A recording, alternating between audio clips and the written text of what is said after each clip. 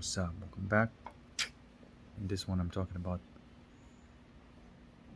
the importance of the ambient in uh, contentment and whether a person is going to be playing a soul game or the ego game. And there's one thing I want to address that,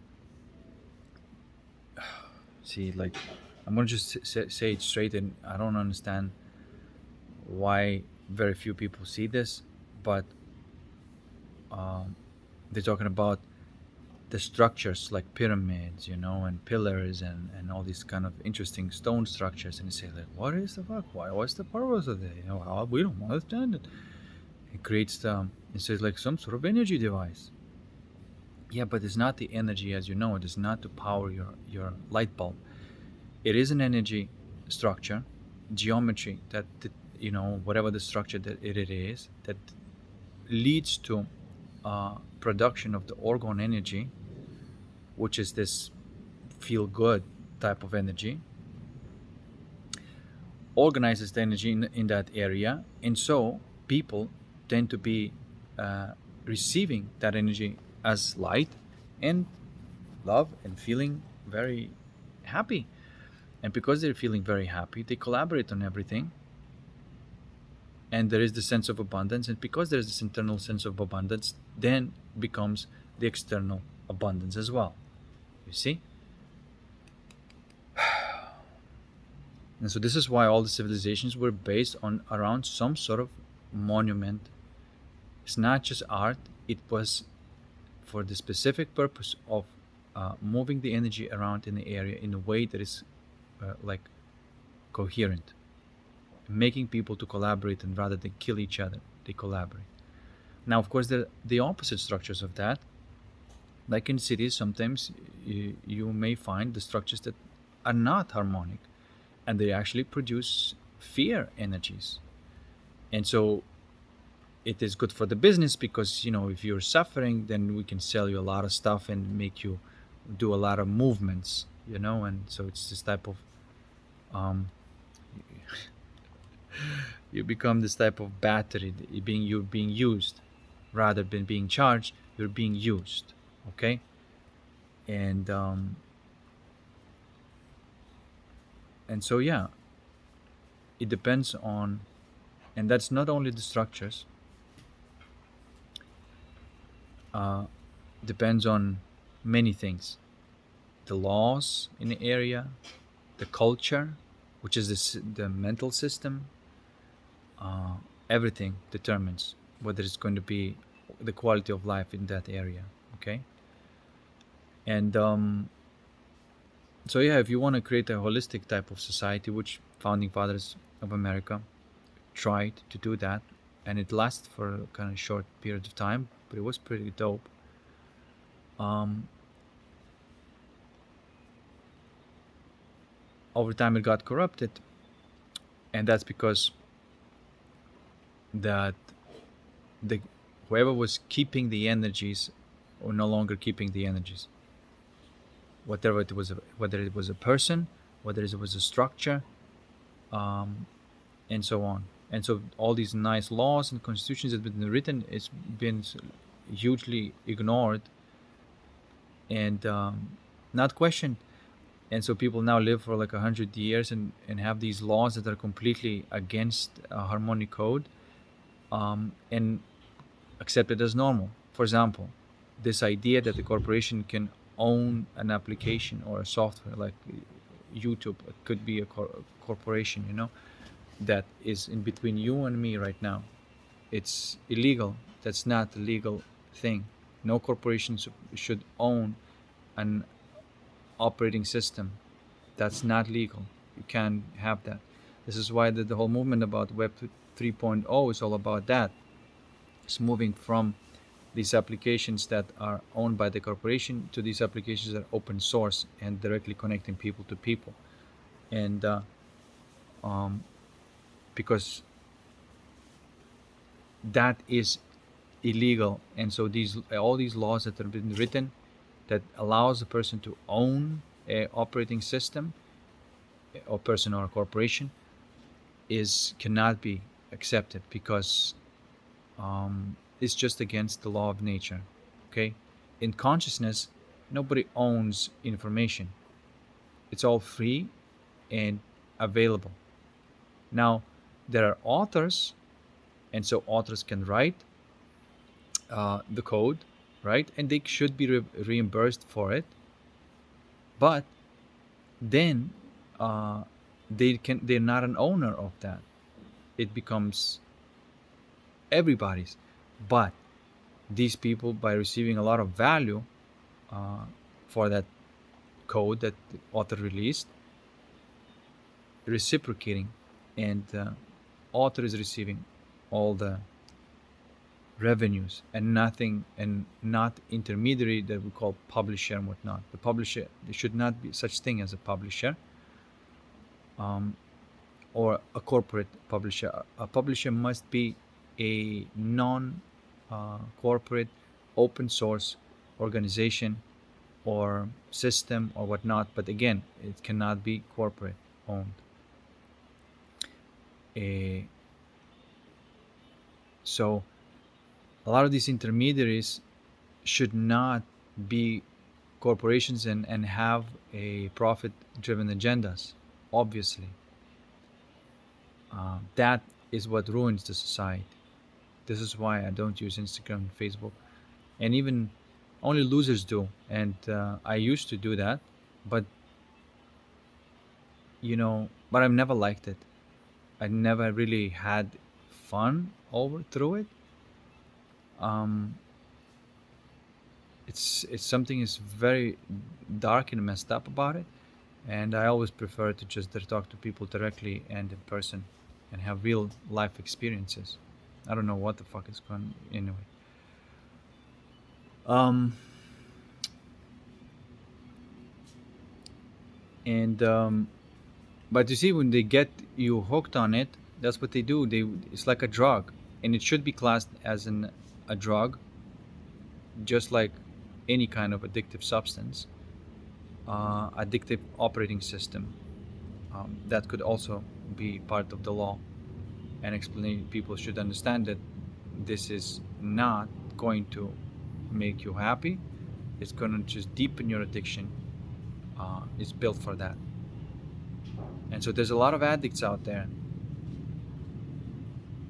and it gets like a lot of solid people because they think, oh, it's just a tool, and let me just interact with other people. No, it's nothing wrong with the system of interacting with other people, but it's wrong that it's owned by the corporate and has agenda. It All these conflicts that you see that is going on Twitter, which is ridiculous, how people live on a fucking app, and presidents and countries, and it's fucking retarded because when it's a corporate driven agenda, of course there's going to be propaganda, of course going to be lies, of course going to be trying to pit people against each other. All of that's going to be, most of it is not even real. It's because it gets the views, so people begin to fake that shit. um it's just crap. The entire system is just crap. It's not P2P, it's not person to person, and it should not be used by any intelligent being. Now, there is a Mastodon, which is alternative to Twitter and Facebook as well, because they do have the same functions there. It functions a little bit more like a Twitter, but a little bit like a Facebook as well. Um, and Pixel Fed, and I've tried others, but I honestly saw that they're not truly open source and decentralized, and so to me right now, only Mastodon and Pixel Fed are social platforms over which it's worth having person to person communication, but again, not with bots and stuff like that. It's person to person. Anyway, so again, I just wanted to say the importance of the ambience and setting the system. So once you set the system and you place the souls in it, and so don't be surprised if the system is basically conducing the soul to move towards the fear and begin the ego games. Okay, everything's rigged for you to go and to play the ego games. S- Dysfunction is being celebrated. You know, something very dark about this. So,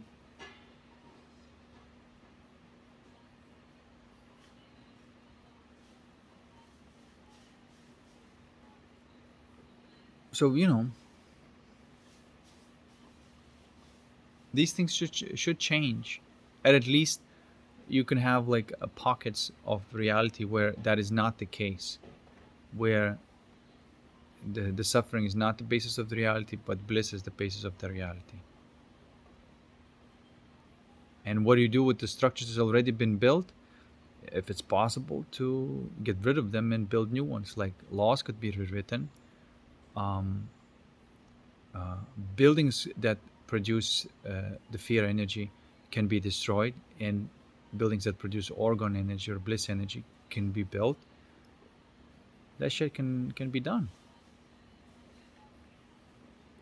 And just awareness and people understanding that, like, oh, what kind of pond am I swimming in? Because if the water is filthy, like, how can I be clean? You can't be clean, unless you're like um, there for the purpose of like alchemizing the energy. And so then you need that manure to grow the flower, as they say. And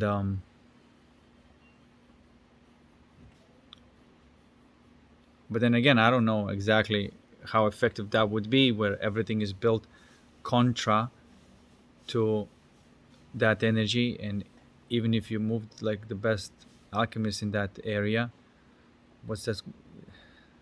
You know, I'm not so sure. Like, I suppose it could be you. That's what would be the start, and then from there, perhaps it would help to change the code, which is the system, the law, the buildings could be rehashed again. Yeah, yeah, it can be done. And like I said, I have this theory that people that are not comfortable with it, if you look at this from the ego perspective, you're not gonna like it, because then it just makes you, for example, if you're not alchemist and you're not dealing with these energies, it would make you, if you're from the ego perspective, it would make you feel like, oh, I'm sort of like um how to say, there's somebody like above me, kind of thing. But from the soul perspective, it's like, oh, there's somebody who's taking care of me. That's another thing. So there's this protective view, and which is, that's what the alchemists do. Actually, they're here for to protect the energy, so then souls could play. That's what they're for. They actually do the service. They're not ruling over people. They create environments for people to play and create. Again, it's the benevolent father energy and um, tyrannical father energy. That's the difference. And so sometimes souls that function more on the ego, they they just disobey the wrong order. And because there's nothing you can do, you have to like either be obedient to the universal mind or the hive mind, and that's the choice that you have to make. Because if you're going to say like, well, I'm not obedient to any of these orders, then you either um, don't have to be obedient because you're obedient to the source itself, you know. Well, actually, even alchemist is the very definition of alchemist is the obedience to the source and resistance to the matrix. So there, you could be obedient to the energy that's been created in the area, which could be thanks to the alchemist and all sorts of structures that's been built in the area, um, or alchemize the energy yourself. But that thing exists, and and you don't need to worship anybody, right? Like it's your choice to surrender to one energy or another. Like you don't even need to know who's doing what, like with the energies, as long as the energy feels good in a place. You may not even know who's doing it, um, and you don't need to know. But as long as you accept that energy and say, "Fuck, this is my vibe," I feel creative and playful, and I don't feel like I need any kind of coping mechanisms, no fucking corporate social media or any of that bullshit. I'm having a real connections. The soul wants the connection, you see, and the ego wants the validation. And this is why I completely and utterly abolish these structures, um, because I recognize that, you know, I'm a person with the soul. I have my soul desires. I want to feel connected to someone. I want to feel like I'm in the process of creating and playing. And there's a lot of love around me that is being sort of like exchanged between me and the people around me. That's what I want. I am not sort of hiding the fact that that's what's going on. But I choose this, you know. I choose this to say no. I'd rather have a connection than validation, um, because through the connection, there's also validation. But you don't care about it. Connection is what you really wanted. Again, just a little video about describing the importance of ambient, of space, um, that sometimes we kind of overlook, because when we're in that space, we don't see what kind of space we're in, what kind of culture, what kind of thoughts are flowing around and stuff like that, you see. And this is why sometimes when I'm in the jungle and I live in a completely different vibe and I walk into the city, it's like very viscous, kind of feels very viscous energy. And I gotta do my shizzle to even that shit out. So then I feel normal again. Normal for my normal. Anything that is does not feel like peace and bliss is not normal to me. Uh, some flavor of peace and bliss, and that's how the cookie crumbles. All right, guys. Peace. See you next one.